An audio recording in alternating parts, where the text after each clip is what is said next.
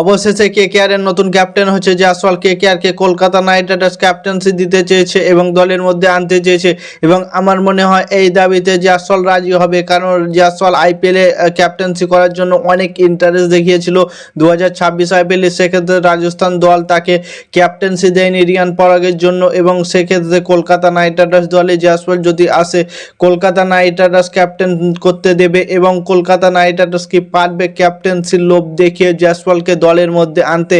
আমার মনে হয় যদি কলকাতা নাইট রাইডার্স দাবি করে যে আমরা তোমাকে ক্যাপ্টেন্সি দেব আমাদের কেকেআর দলে জয়েন করা মাত্রই, তাহলে মনে হয় যে কেকেআর দলে একবার কনফার্ম জয়েন করবে জয়সওয়াল। এই দাবিটা যদি কলকাতা নাইট রাইডার্স করতে পারে তাহলে জয়সওয়াল চলে আসবে, কারণ জয়সওয়াল দেখবে 2027 আইপিএলে রাজস্থান দল থেকে তো খেলছে না। রাজস্থান এখন অকশনের জন্য যাচ্ছে না, এখন ট্রেড করতে চাইছে। রাজস্থান ভাবছে যে বড় মাপের প্লেয়ারকে দলের মধ্যে আনতে জয়সওয়ালের পরিবর্তনে, কিন্তু জয়সওয়াল যে কোনো টিমে যেতে চাইছে না। মুম্বাই ইন্ডিয়ান্সে জয়সওয়াল যেতে চাইছে না। হার্দিক পান্ডিয়া এবং জয়সওয়ালের একটা ট্রেড নিউজ এসেছিল যে জয়সওয়ালকে দিয়ে হার্দিক পান্ডিয়াকে দলের মধ্যে আনার জন্য। সেক্ষেত্রে জয়সওয়াল মুম্বাই ইন্ডিয়ান্স দলে যেতে চাইছে না, সেক্ষেত্রে রাজস্থান দল কিছু করতে পারবে না এবং সেক্ষেত্রে কলকাতা নাইট রাইডার্স দলে যদি জয়সওয়াল আসে কলকাতা নাইট রাইডার্সের প্লেইং 11 তো পুরো চেঞ্জ হয়ে যাবে, পুরো স্টিং হবে, কারণ জয়সওয়ালের মধ্যে অনেক প্রতিভা আছে এবং অনেক ট্যালেন্ট আছে। ইয়ংগেস্ট প্লেয়ার হচ্ছে জয়সওয়াল। কলকাতা নাইট রাইডার্সের ক্যাপ্টেন্সি হিসাবে জয়সওয়াল আসতে পারে। কোনোদিন আইপিএল এসে ক্যাপ্টেন্সি করেনি জয়সওয়াল, কিন্তু আমার মনে হয় যে ক্যাপ্টেন্সি খুব সুন্দরভাবে করতে পারবে, কারণ তার মধ্যে অনেক ট্যালেন্ট এবং প্রতিভা আছে এবং এক্সপিরিয়েন্স তো আছে, কয়েক বছরের এক্সপিরিয়েন্স আছে। এবং 2022-23-এ কি দুর্দান্ত মেজাজে খেলেছিল জয়সওয়াল, টি-20-র আসল মানে খেলা বুঝিয়েছিল জয়সওয়াল।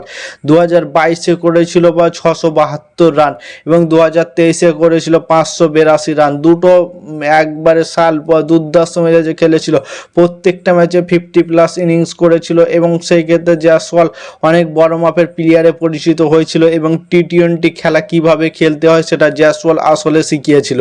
এখন বৈভব সূর্যবংশী, অভিষেক শর্মা এদেরকে ভাবছো যে টি-20-তে এত দুর্দান্ত মেজাজে খেলছে, কিন্তু আজ থেকে 4-5 বছর আগে 2022-23-এ জয়সওয়াল কিভাবে খেলতো সেটা তোমরা কি দেখোনি? জয়সওয়াল অনেক বড় মাপের প্লেয়ার, 13 বলে 50 রানে তার একটা রেকর্ড পর্যন্ত এখনো আছে। সেক্ষেত্রে জয়সওয়াল যদি কলকাতা নাইট রাইডার্স দলে আসে তো কলকাতার অনেক দিক থেকে সমস্যার সমাধান হয়ে যাবে। কলকাতা নাইট রাইডার্সের মেন সমস্যা হচ্ছে ওপেনিংয়ে 2025-26 দুটোতেই ওপেনিং পেয়ারটা ফ্লপ গিয়েছে। সেক্ষেত্রে কলকাতা নাইট রাইডার্স তাদের ওপেনিংয়ের সমস্যার জন্য কলকাতা চ্যাম্পিয়ন হতে পারেনি এবং প্লে অফেও যেতে পারেনি। এবার 2026 আইপিএলে একটা চান্স ছিল প্লে অফে যাওয়ার, কিন্তু সেখানে ফ্লপ হয়ে যায়। ফিন অ্যালেন দুর্দান্ত মেজাজে খেলেছে, কিন্তু তার সাথ দিতে কোনো প্লেয়ার পারেনি। আজিমকে রাহানে ছিল, আজিমকে রাহানে ওপেনিং প্লেয়ারটাকে খেয়ে নিয়েছিল 2 বছরের জন্য। আজিমকে রাহানে বড় মাপের প্লেয়ার, তার প্রতি আমার কোনো হেট নেই, কিন্তু কলকাতা নাইট রাইডার্স ফ্যান হিসেবে বলবো যে আজিমকে রাহানে 2 বছর ওপেনিং স্লটটাকে খেয়ে নিয়েছিল। 2 বছরে তার জায়গাতে কোনো অন্য প্লেয়ার এলে কলকাতা নাইট রাইডার্সের পজিশনটা আর একটু ওপরে হতো। সেক্ষেত্রে কলকাতা নাইট রাইডার্স দলে জয়সওয়াল এলে ফিন অ্যালেনের সাথে জয়সওয়াল ওপেনিং করবে। জয়সওয়াল কত দুর্দান্ত মেজাজে খেলতে পারে তোমরা তো সবাই জানো, এবং ফিন অ্যালেনের কথা কি বলবো, ওয়ান সাইডের ম্যাচ জিতে রাখার ক্ষমতা রাখে ফিন অ্যালেন। একটা ম্যাচে 100ও করেছিল, সেই ম্যাচটা তোমাদের মনে আছে কত দুর্দান্ত মেজাজে খেলেছিল। ফিন অ্যালেন এবং জয়সওয়াল যদি ওপেনিং করে কি দুর্দান্ত মেজাজে ওপেনিং করবে। এবং কলকাতার আরেকটা সমস্যার সমাধান হবে, দুটো বিদেশি প্লেয়ার ওপেনিং হবে না, একটা ইন্ডিয়ান প্লেয়ার। সেক্ষেত্রে একটা বিদেশি প্লেয়ারকে মিডিল অর্ডারে খেলাতে পারে। সেই রকম মিডিল অর্ডারে খেলানোর মতো একটা প্লেয়ার আছে রাচিন্দা বিন্দা। রাচিন্দা বিন্দা অলরাউন্ডার প্লেয়ার এবং দুর্দান্ত মেজাজে ব্যাটিং করতে পারে এবং বোলিং করতে পারে, স্পিন বোলিং অ্যাটাক করতে পারে। সেক্ষেত্রে রাচিন্দা বিন্দাকে 3 নম্বরে খেলাতে পারে এবং 4 নম্বরে সুপারস্টার প্লেয়ার আঙ্কিশ রঘুবংশীকে খেলাতে পারে। ইয়ংগেস্ট প্লেয়ার 2026 আইপিএলে 6টি 50 ইনিংস খেলেছিল এবং সেক্ষেত্রে কলকাতা নাইট রাইডার্সে 400+ রান করেছিল আঙ্কিশ রঘুবংশী, এবং আঙ্কিশ রঘুবংশীর মধ্যে অনেক প্রতিভা আছে। সে গিলের মতো প্লেয়ার হতে পারে দেখবে আঙ্কিশ রঘুবংশী। আঙ্কিশ রঘুবংশী আমার মনে হয় যে নেক্সট সুমন গিল হতে পারে। কলকাতা নাইট রাইডার্স দলের কোনো মূল্যে হোক আঙ্কিশ রঘুবংশীকে ছাড়া উচিত না, সব সময় তাকে রিটেন করা দরকার। ইয়ংগেস্ট প্লেয়ার এবং অনেক দিন খেলাতে পারবে আঙ্কিশ রঘুবংশীকে। এবং 5 নম্বরে রাখো রিঙ্কু সিংকে, 6 নম্বরে রাখো রোম্যান পলকে, 7 নম্বরে সুনীল নারায়ণকে, 8 নম্বরে অনুকূল, 9 নম্বরে হার্ষিত, 10 নম্বরে বরুণ, 11 নম্বরে কার্তিক তুগে। এবং এবং ইম্প্যাক্ট প্লেয়ার হিসেবে তোমরা যে কোনো প্লেয়ারকে খেলাতে পারো, সৌরভ দুবে, উমরান মালিক, সাত্তাক রঞ্জন, তারপরে সৌরভ দুবে, যে কোনো প্লেয়ারকে খেলাতে পারো ইম্প্যাক্ট প্লেয়ার হিসাবে। বৈভব আরোরাও আছে, বৈভব আরোরাকে মনে হয় রিলিজ করে দিতে পারে কলকাতা নাইট রাইডার্স।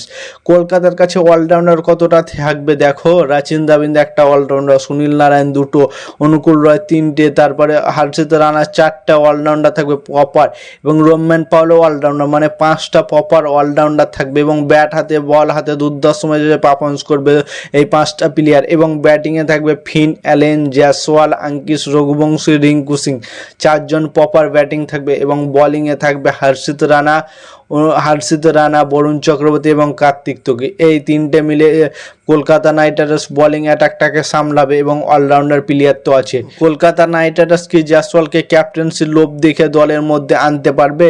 কমেন্ট করে জানাও। এবং ক্রিকেটের নতুন আপডেট পেতে চ্যানেলটাকে সাবস্ক্রাইব এবং ফলো করতে ভুলো না। ততক্ষণের জন্য টাটা, বাই বাই, জয় হিন্দ।